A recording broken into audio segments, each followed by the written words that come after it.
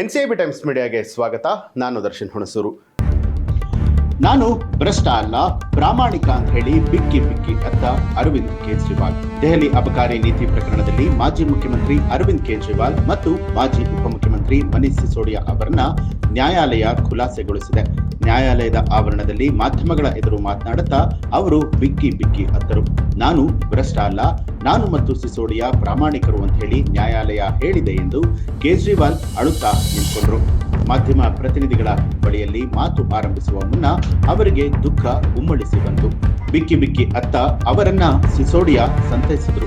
ಕೇಜ್ರಿವಾಲ್ ಬಳಿಯಲ್ಲಿ ನೆರೆದಿದ್ದ ಅಭಿಮಾನಿಗಳು, ನೀವು ಭ್ರಷ್ಟರಲ್ಲ, ಪ್ರಾಮಾಣಿಕರು, ಸತ್ಯ ಗೆದ್ದಿದೆ ಅಂತ ಹೇಳಿದ್ದಾರೆ. ಇನ್ನು ಪ್ರಕರಣ ಏನು ಅಂತ ನೋಡೋದಾದ್ರೆ 2002ರಲ್ಲಿ ಸಿಬಿಐ ಮೊದಲ ಚಾರ್ಜ್ ಶೀಟ್ ಅನ್ನ ಸಲ್ಲಿಕೆ ಮಾಡಿತ್ತು. ಪ್ರಕರಣದಲ್ಲಿ ಕೇಜ್ರಿವಾಲ್, ಸಿಸೋಡಿಯಾ, ಕೆ ಕವಿತಾ, ಕುಲದೀಪ್ ಸಿಂಗ್, ನರೇಂದರ್ ಸಿಂಗ್, ವಿಜಯ್ ನಾಯರ್, ಅಭಿಷೇಕ್ ಬೋಯಿನಪಲ್ಲಿ, ಅರುಣ್ ರಾಮಚಂದ್ರ ಪಿಳ್ಳೈ, ಮೂತ ಗೌತಮ್, ಸಮೀರ್ ಮಹೇಂದ್ರು, ಅಮನದೀಪ್ ಸಿಂಗ್ ಧಲ್, ಅರ್ಜುನ್ ಪಾಂಡೆ, ಬುಚ್ಚಿಬಾನು ಗೋರ್ನಲ್ತಾ, ರಾಜಮೋದೇಶ್ ಪ್ರಸಾದ್ ಶರ್ಮಾ, ರಾಕೇಶ ಪ್ರಸಾದ್ ಬೋನಲ್ತಾ, ರಾಕೇಶ್ ಪ್ರಸಾದ್, ಹೀಗೆ ಒಟ್ಟಾರೆಯಾಗಿ 23 ಆರೋಪಿಗಳನ್ನ ದೋಷಾರೋಪ ಪಟ್ಟಿಯಲ್ಲಿ ಸಲ್ಲಿಕೆ ಮಾಡಲಾಗಿತ್ತು.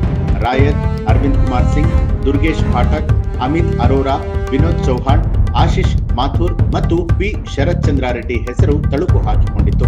2024ರ ಮಾರ್ಚ್ನಲ್ಲಿ ದೆಹಲಿ ಅಬಕಾರಿ ನೀತಿ ಹಗರಣದ ಜೊತೆಗೆ ನಂಟಿರುವಂತಹ ಹಣ ಅಕ್ರಮ ವರ್ಗಾವಣೆ ಆರೋಪದ ಪ್ರಕರಣದಲ್ಲಿ ಜಾರಿ ನಿರ್ದೇಶನಾಲಯ ಅರವಿಂದ್ ಕೇಜ್ರಿವಾಲ್ ಅವರನ್ನ ಬಂಧನಕ್ಕೆ ಒಳಪಡಿಸಿತ್ತು. ಇದೀಗ ಕೋರ್ಟ್ ತೀರ್ಪನ್ನ ಕೊಟ್ಟಿದ್ದು ದೆಹಲಿಯ ಮಾಜಿ ಮುಖ್ಯಮಂತ್ರಿ ಅರವಿಂದ್ ಕೇಜ್ರಿವಾಲ್ ಮತ್ತು ಮನೀಶ್ ಸಿಸೋಡಿಯಾ ಅವರನ್ನ ಪ್ರಾಮಾಣಿಕರು ಅಂತ ಹೇಳಿ ನ್ಯಾಯಾಲಯ ಹೇಳಿದೆ. ಈ ಒಂದು ಮಾಹಿತಿಗೆ ಸಂಬಂಧಪಟ್ಟ ಹಾಗೆ ನಿಮ್ಮ ಅನಿಸಿಕೆ ಅಭಿಪ್ರಾಯವನ್ನ ಕಮೆಂಟ್ ಮಾಡಿ.